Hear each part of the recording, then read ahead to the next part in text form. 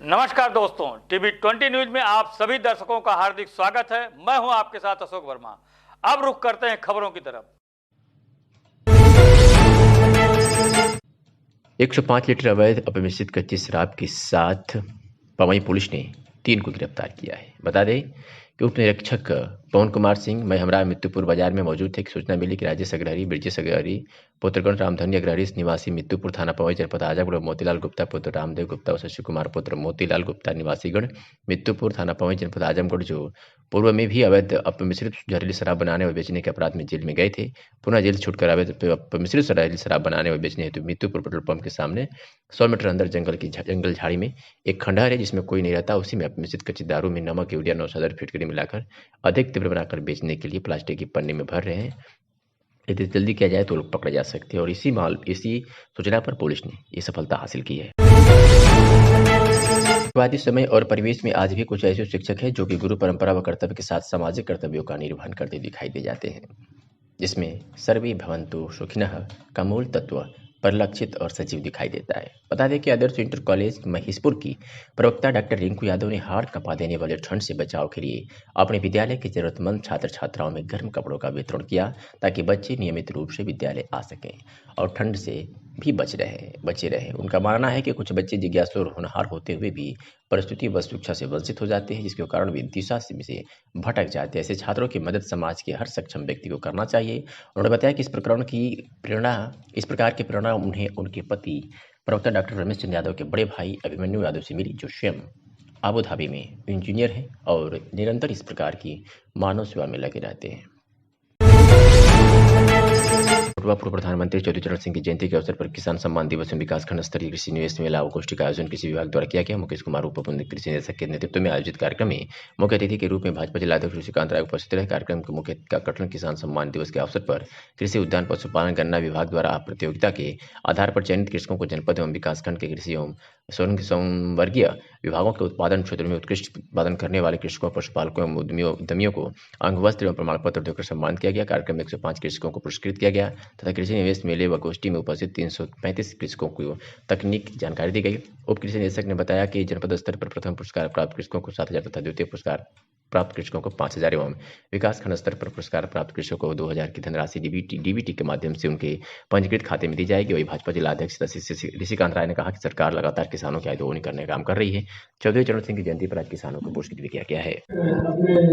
अपना परिचय दे दें और आज किस तरह कार्यक्रम किया जा। मैं मुकेश कुमार उप कृषि निदेशक आजमगढ़। जैसा कि आप सभी लोग जानते हैं कि आज माननीय भूतपूर्व प्रधानमंत्री चौधरी चरण सिंह जी का जन्म दिवस के रूप में जनपद में किसान सम्मान दिवस कृषि विज्ञान केंद्र आजमगढ़ कोटवा में मनाया जा रहा है।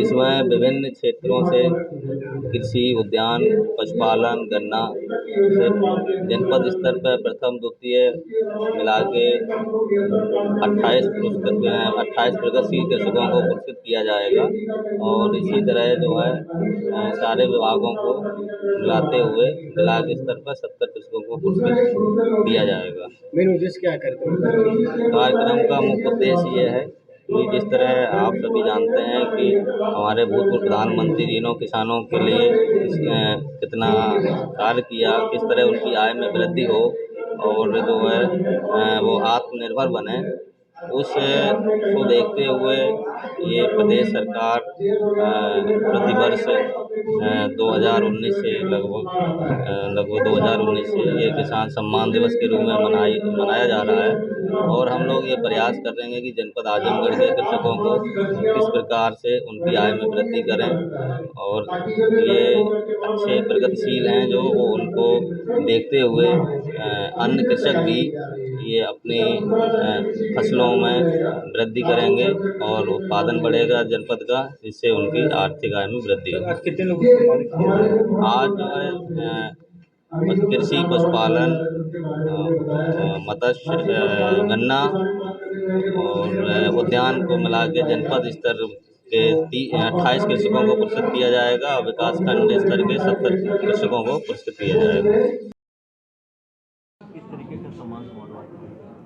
आज देश के पूर्व प्रधानमंत्री, किसान नेता श्रद्धेय चौधरी चरण सिंह का जन्मदिन है। हम सब उसको किसान दिवस के रूप में मनाते हैं। उसी के परिप्रेक्ष्य में उत्तर प्रदेश सरकार ने आजमगढ़ उत्तर प्रदेश के सभी उन प्रगतिशील किसानों को सम्मानित करने का काम कर रही है। उसी के क्रम में आज आजमगढ़ में अपने ये केबीके पर अपने जनपद के सभी उन उत्कृष्ट किसानों का सम्मान किया जा रहा है, जो जनपद में अपने कृषि उपज को आगे बढ़ाते हुए एक मिसाल कायम किए हैं। लोगों को प्रेरणा दायी जो है बने हैं, ऐसे किसानों को आज सम्मानित किया जा रहा है। लोग सम्मानित किया गया?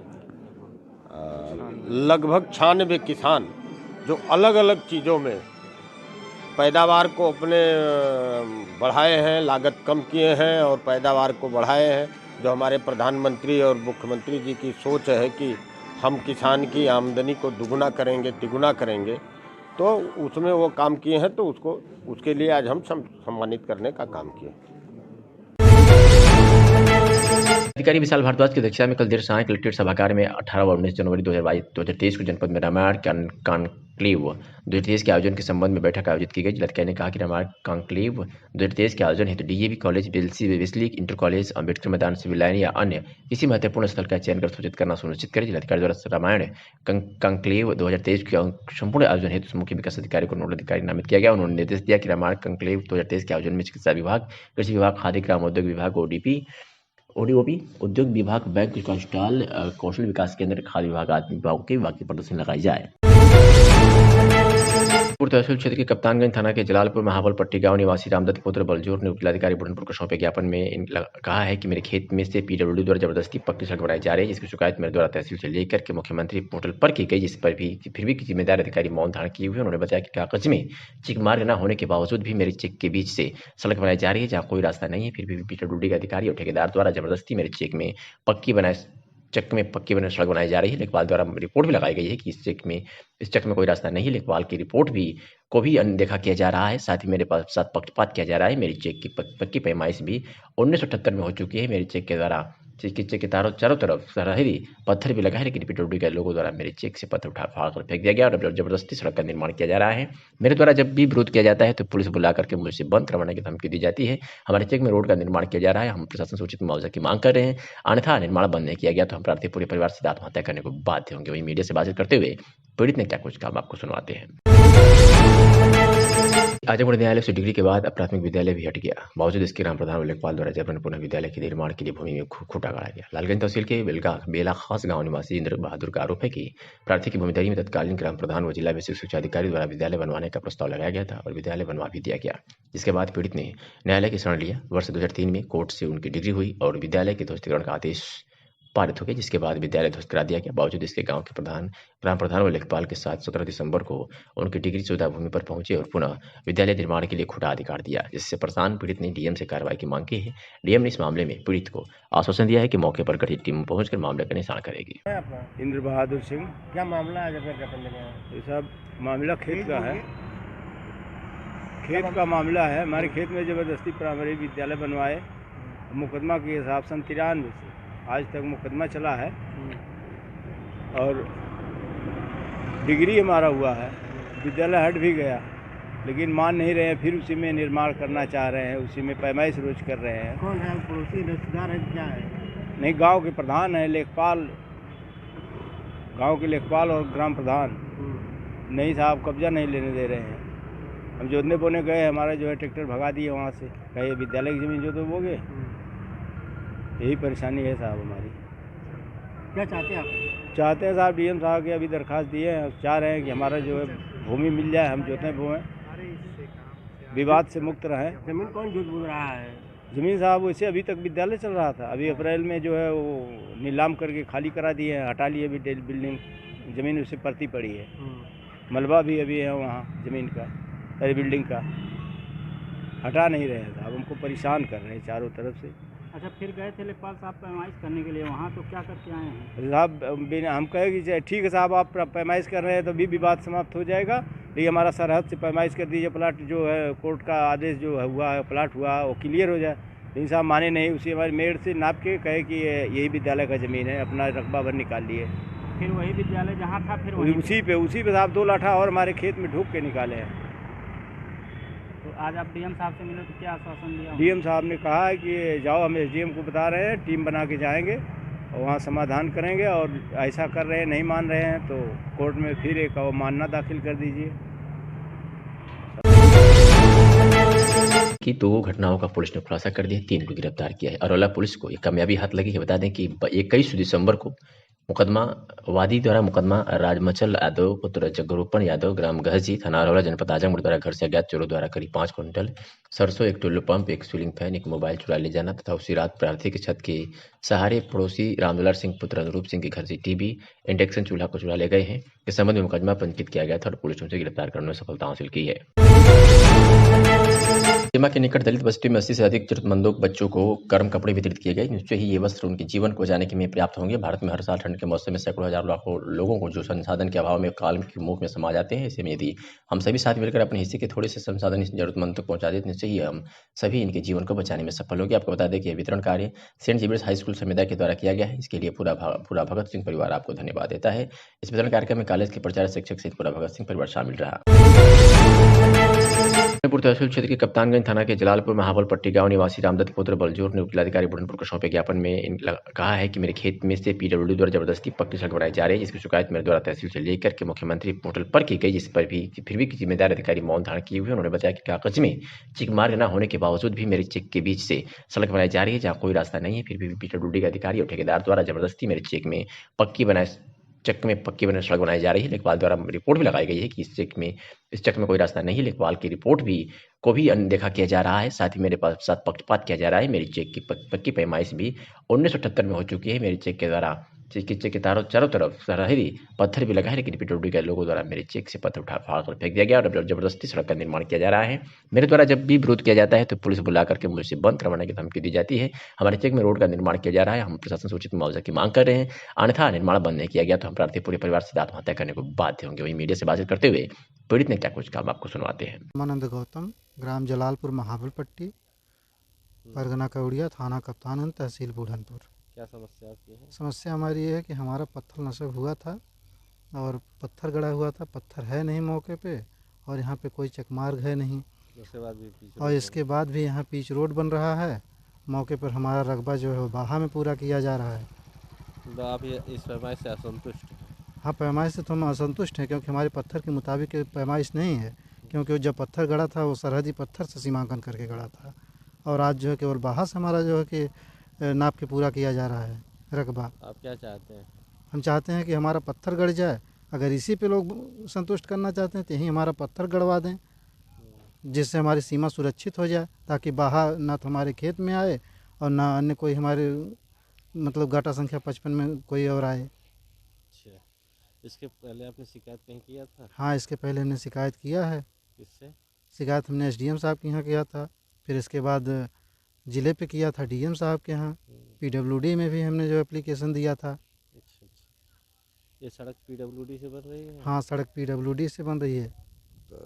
अच्छा, तो ये तो जनहित में है मान लीजिए कार्य, लेकिन इसके लिए पैमाइश से आप संतुष्ट नहीं हैं? नहीं सर, जैसे सर जनहित में ठीक, मैं जनहित में मैं बाधा नहीं डालना चाहता हूँ।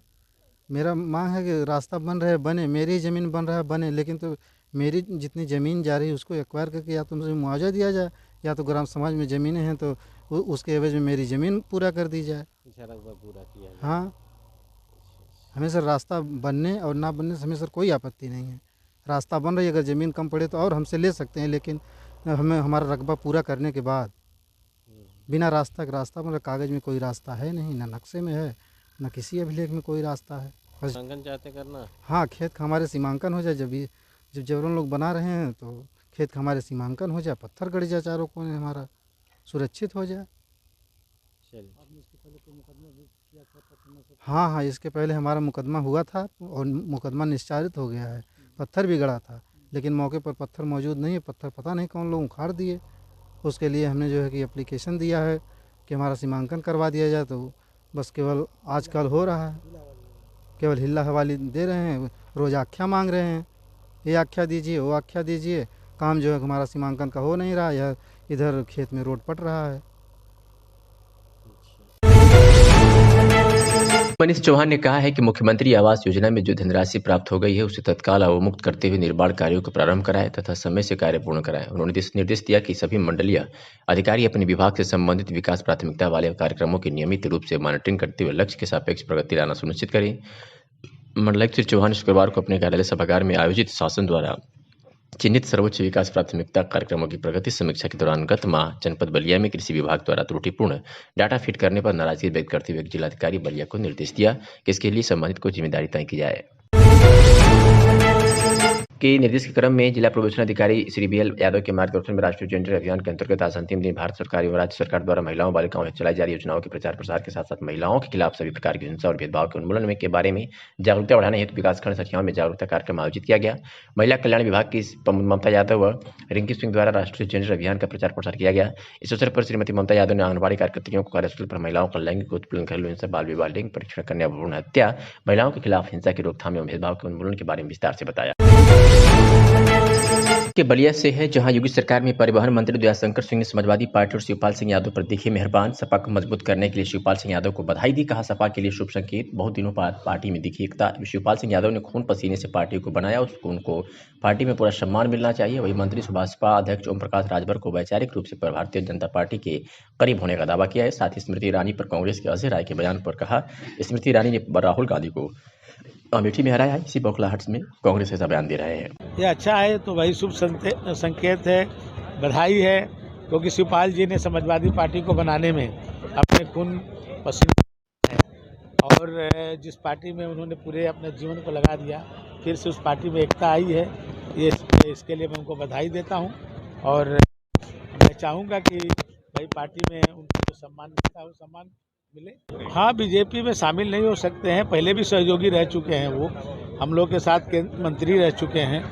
और तो ओम प्रकाश राजभर जी सोचते हैं जो उसको मोदी जी और योगी जी करते हैं, तो हम लोग वैचारिक रूप से नज़दीक हैं। तो कुछ भी हो सकता है, राजनीति में कोई तो परमानेंट दोस्त और दुश्मन होते नहीं है, समय और परिस्थितियों के अनुसार सब निर्णय होते हैं। देखिए, कांग्रेस पार्टी अपने राजनीतिक अस्तित्व को खोती जा रही है, ये मैं उनके बौखलाहट समझ सकता हूँ। माननीय उनके नेता राहुल गांधी जी को 2 बार पराजित करने का काम जो है आज जो है स्मृति ईरानी जी ने किया है, तो इसे बौखलाहट में बयान दे रहे हूँ। इस तरह से सजा की मांग करेंगे उनके लिए, इस तरह से आप महिला को इस तरह से बयान दे रहे हैं। जो भी ये कानून के परिधि में जो आएगा उस पर कार्रवाई होगी। तो मुकदमा दर्ज हुआ है तो उसकी विवेचना होगी, विवेचना में जो भी तथ्य सामने आएगा उस पर कार्रवाई होगी। देखिए, जब कोहरे बहुत ज़्यादा बढ़ जाएगा उस स्थिति के लिए वहाँ के जो हमारे जो क्षेत्रीय प्रबंधक होते हैं वो उस पर निर्णय करेंगे कि भाई यदि कोहरे के कारण अपने गंतव्य स्थान तक पहुँचने में उसको कठिनाई होगी, क्योंकि अभी दुर्घटनाएं बढ़ गई हैं, तो उसको रोकने के लिए इसको किया गया है। तो उस समय वो तो तत्कालिक निर्णय उसमें ले करके वो करेंगे कि यदि ज़्यादा गहरा कोहरा होगा तो उस पर असर करेंगे। यदि कोहरा ऐसा होगा कि हमारी बसें आसानी से चल सकती हैं तो चलेंगे।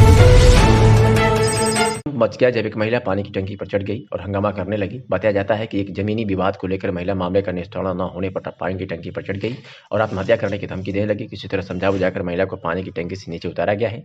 भदोही कोतवाली क्षेत्र के परिस गांव में सुनीता नाम की महिला पानी की टंकी पर चढ़ी थी। सूचना के बाद प्रशासन के अधिकारी मौके पर पहुंचे, वहीं बड़ी संख्या में स्थानीय लोगों की भीड़ मौके पर जुट गई। किसी तरह महिला को समझा बुझाकर पानी की टंकी से नीचे उतारा गया है। महिला ने बताया कि जमीनी विवाद को लेकर वह टंकी पर चढ़ी थी। उसका आरोप है कि उसके मामले का निस्तारण नहीं हो पा रहा है, इसलिए वह पानी की टंकी पर चढ़ गई थी। वही अधिकारियों का कहना है कि मामले में जांच पड़ताल की जा रही है। क्या नाम है आपका? सुनीता। क्या दिक्कत थी, क्यों चढ़े पानी टंकी पर? साहब मरने के लिए चढ़े थे। क्या वजह क्या? कोई सुनवाई नहीं हो रही साहब। मामला क्या है? जमीन का मैटर मेरे दुकान के सामने बनवा रहे हैं, खुद का मेरा जमीन है वो साहब। अधिकारियों की शिकायत करना चाहिए, पानी टंकी चढ़ जाएंगे तो काम हो जाएगा। साहब बहुत कुछ शिकायत कर चुके हैं, कोई सुनवाई नहीं है। कहाँ नहीं गए थे, सकत रोज जा चुके हैं, बहुत जा चुके हैं, बहुत रोज जाते हैं साहब। हम लोग एकदम हत्या हो गए, मेरे आदमी का पर्दा फाट गया साहब, मार दिए थे। चौकी इंचार्ज साहब लोग वहाँ थे। कौन है जो कब्जा कर रहा है? रमेश पटेल है साहब। हम लोग रोज जाते जाते दम उब गए हैं साहब। बताइए अभी क्या करें हम लोग?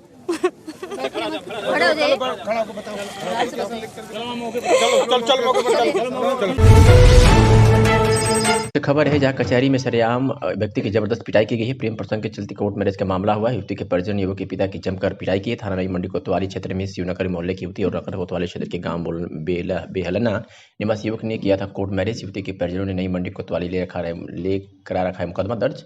पुलिस मामले की छानबीन में जुटी है।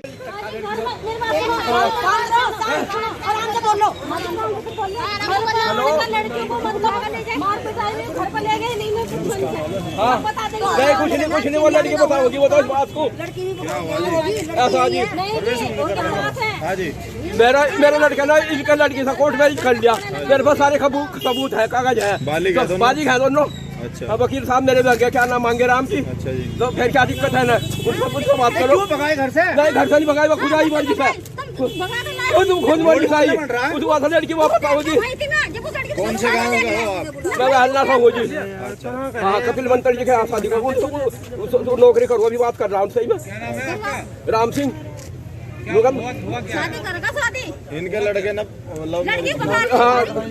अजी जब कागज है अभी मेरे सामने भगा कर उस टाइम पर गरीब भगा कर ले गए। क्यों आई भाग को? वो भगा इतना खाए मैं आपको भगा लूं, भाग जाओगी।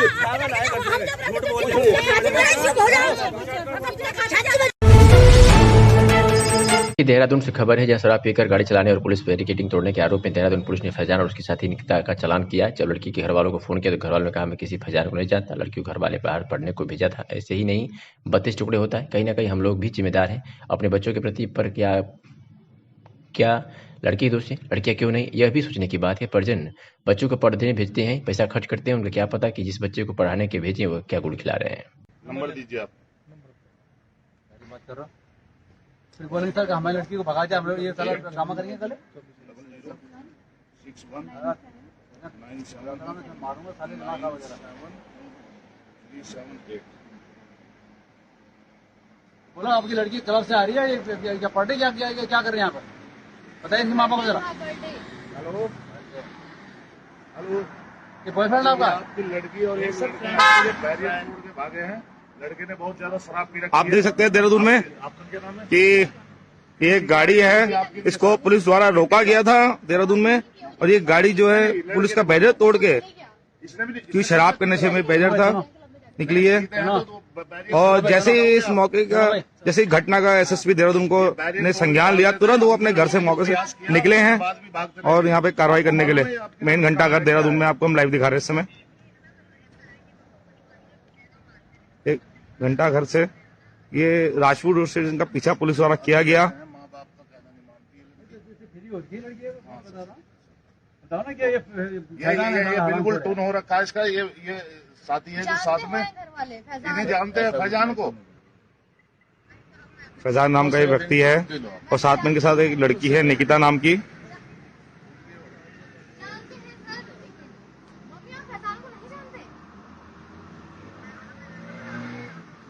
माँ बाप की नाराजगी है। दोस्त है। अरे दिखाओ ना मुझे, पूछ लो एक बार। हाँ जी। मूल रूप से कहाँ रहने वाले? अब ये रात को टाइम देखो क्या हो रहा है। इसके भाई हैं कोई सब?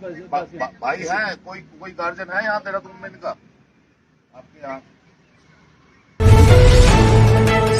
के इटावा जनपद में थाना एकदिल पुलिस ने वाहन चेकिंग के दौरान 20 लाख रुपए से अधिक कीमत की अवैध शराब से भरा हुआ कंटेनर पकड़ा है। चेकिंग के दौरान पुलिस की सख्ती देखकर चालक परिचालक कंटेनर छोड़कर फरार हो गए। बरामद शराब चंडीगढ़ से यूपी में अवैध तरीके से तस्करी के लिए ले जा रही थी। पुलिस और आबकारी विभाग की टीम शराब को कब्जे में लेकर शराब माफियाओं को ढूंढने में जुटी। वरिष्ठ पुलिस अधीक्षक जयप्रकाश सिंह ने बताया कि अवैध शराब की तस्करी को रोकने के लिए जनपद में देर रात वाहन चेकिंग का अभियान चलाया जा रहा था।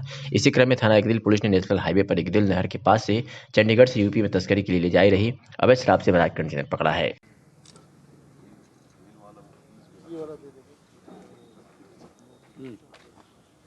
सर एकदिल थाना क्षेत्र में बड़ी मात्रा में शराब पकड़ी गई है, कितनी खुलासा है, कितनी शराब पकड़ी गई है? देखिए, कल शाम को एक हम लोगों का अभियान चल रहा है 15 दिन का, जो अवैध शराब और इसके लिए, उसी के तहत एक चेकिंग कराई जा रही थी। तो NH2 पे पिलखन नहर के पास एकदिल थाना पुलिस चेकिंग कर रही थी। उसको सूचना मिली तो एक ट्रक पकड़ी गई है HR47C 9703 एक फुल बॉडी कंटेनर है। जब इसको चेक कराया गया और एक्साइज डिपार्टमेंट वालों को बुला करके, तो इसमें 375 ml की, 180 ml की और 750 ml की बहुत ही ज़्यादा मात्रा में शराब बरामद हुई है। इनकी अभी गिनती कराई जा रही है। एग्जैक्ट संख्या गिनती के बाद ही पता लगेगा। इसमें 4 तरह की शराब है, royal general, imperial style, party special और ब्लू स्ट्रोक करके। और इस पे जो लिखा हुआ है, इस पे है कि सेल ओनली फॉर चंडीगढ़। तो इससे स्पष्ट है कि केवल चंडीगढ़ के लिए बिक्री के लिए था, जिसको कहीं ले जा कर के बेचने की कोशिश की जा रही थी। मौके से ड्राइवर फरार हो गया था, उसका मोबाइल बरामद हुआ है। और इसके बाद इस पे पूरी विवेचना कराई जाएगी कि ये ट्रक कहाँ की है।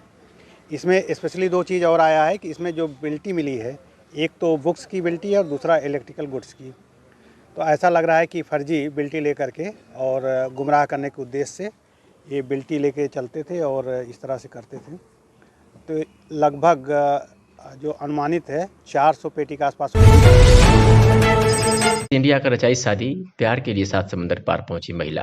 फेसबुक का प्यार चढ़ा परवान। फेसबुक पर हुई थी युवक और युवती की दोस्ती। युवती ने गांव पहुंचकर की शादी, धूमधाम से रचाई गई शादी। अमेरिका में न्यूयॉर्क शहर में रहती युवती, सऊदी अरब में काम करता था युवक। फेसबुक के माध्यम से हुई दोनों की दोस्ती। मुरादाबाद के कोंदर की थाना इलाके के चंदनपुर का मामला। मेरा नाम मोहम्मद सालिम है। सालिम, कैसे हुई शादी आप? शादी सोशल मीडिया का सब कुछ है। सोशल मीडिया से। सोशल मीडिया पे कैसे हुई? सोशल मीडिया पे हम लोग फेसबुक से मिले थे।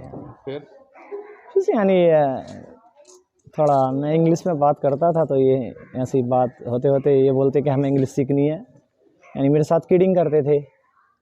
फिर मैंने उनसे बोला कि हमें पर्सनली नंबर दो, उसके बाद मैं बताऊंगा आपको, सिखाऊंगा। तो बात होते होते यहाँ लोग हो गए, आपको पता ही है कैसा। आप क्या करते थे? मैं सऊदी अरब में काम करता था। और ये कहाँ की रहने वाली है? ये न्यूयॉर्क रजिस्टर। और शादी हुई है, कैसा लग रहा है आपको? नॉट बैड, बट फिर भी थोड़ा वो फील हो रहा है, डर सा भी। यानी अभी इंक्वायरी वगैरह चल रही हैं सारी। शादी हो गई वैसे? बस अल्हम्दुलिल्लाह। तो फिर क्या लग रहा है, मतलब इंडिया से अमेरिका जाएंगे या फिर इंडिया में रहेंगे? देखो वो तो अमेरिका के लिए बोलते हैं कि वहाँ जाना, इधर सेटल नहीं हो पाएंगे हम लोग। तो खुश है शादी करके आप? अल्हम्दुलिल्लाह। अकेली आज अमेरिका छोड़ के आ गई? जी अकेली आई। हाँ जी अकेली। एक स्कूल बस में छात्रों के साथ मारपीट का वीडियो सोशल मीडिया पर वायरल हो रहा है। यह वीडियो मोट थाना कोतवाली क्षेत्र का बताया जा रहा है। दरअसल चिरगांव के एक स्कूल की बस मोट कस्बा में छात्रों को छोड़ने के लिए जा रही थी। इस दौरान बस जब कस्बा के सावित्री चौराहा पर पहुंची, तभी कुछ बाहरी लड़कों ने बस को रोक लिया और उसमें घुसकर स्कूल के छात्रों के साथ जमकर मारपीट करना शुरू कर दिया। वीडियो में साफ देखा जा सकता है कि दबंग किस्म के युवक लात घूंसों और बेल्टों से किस तरह छात्रों के साथ गाली गलौज कर पिटाई कर रहे हैं। बताया जा रहा है कि स्कूली बस में बैठे छात्र का सीट पर बैठने को लेकर विवाद हो गया था। फिर एक छात्र ने बाहरी लड़कों को फोन करके बुलाकर दूसरे छात्र के साथ मारपीट करवाई की है। जनपद के चोलापुर थाना अंतर्गत दानागंज निवासी शिव कुमार सेठ का बेटा अंशु सोनी, जिसकी उम्र 18 वर्ष से, विगत 14 दिसंबर 2022 शाम को लगभग 6 बजे किसी काम से घर से निकलता है और घर नहीं पहुंचता है। काफी खोजबीन के बाद परिजन चोलापुर थाने में गुमशुदगी का रिपोर्ट दर्ज कराते हैं और 19 दिसंबर को परिजन को सोशल मीडिया के माध्यम से जानकारी मिलती है कि कोई 18-19 साल का बच्चा दीनदयाल हॉस्पिटल वाराणसी में लावारिस हालत में बेहोश एडमिट है। परिजन मौके पर पहुंचते हैं, तब तक पता चलता है कि यह तो अंशु है। परिजन उसको लेकर बीएचयू ट्रामा सेंटर में लेकर जाते हैं। घटना की सूचना मिलने पर सुनार नारायण सेना के संस्थापक बबलू वर्मा पहुंचते हैं। घटना की जानकारी पीड़ित परिवार से लेते अंशु के शरीर पर गंभीर चोटें हैं और अभी भी वह बेहोश है। सुनार नारायण सेना ऐसी घटनाओं का विरोध करता है और जब तक अपराधी पकड़े नहीं जाते, समाज के परिवार को जब तक न्याय नहीं मिल जाता, तब तक संघर्ष करती रहेगी। हाँ, तो आपका नाम क्या है? शिव कुमार सेठ। यहाँ पे किस प्रकार की घटना हुई है? शाम को 6 बजे घर से निकला, फिर उसके बाद कोई पता नहीं चला। इसके बाद हम लोग जब खोजने लगे तो पता चला नहीं, तो हम लोग को 19 तारीख को पता चला। लड़के का नाम क्या है? अंशु सेठ। आप निवासी कहाँ के हैं? दानगंज पहाड़।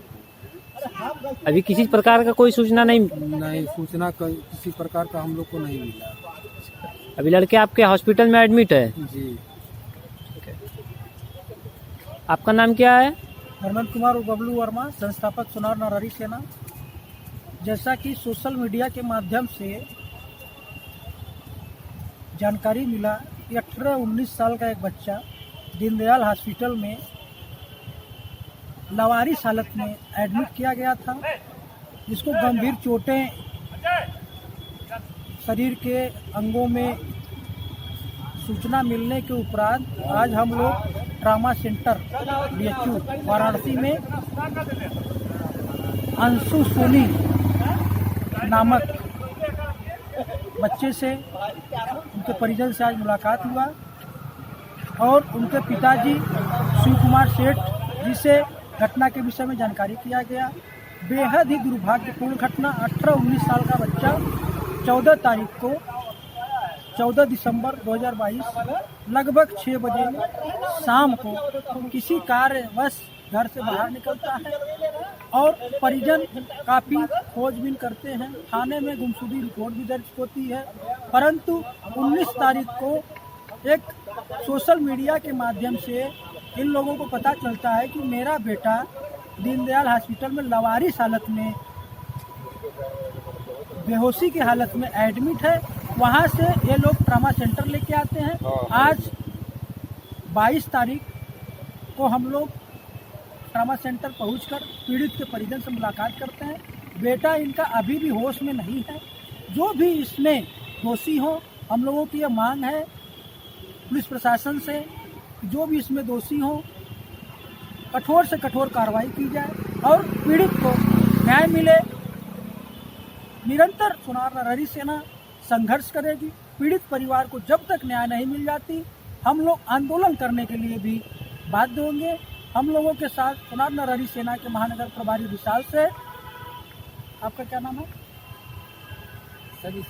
सनी सेठ, शिव कुमार सेठ, सभी समाज के लोग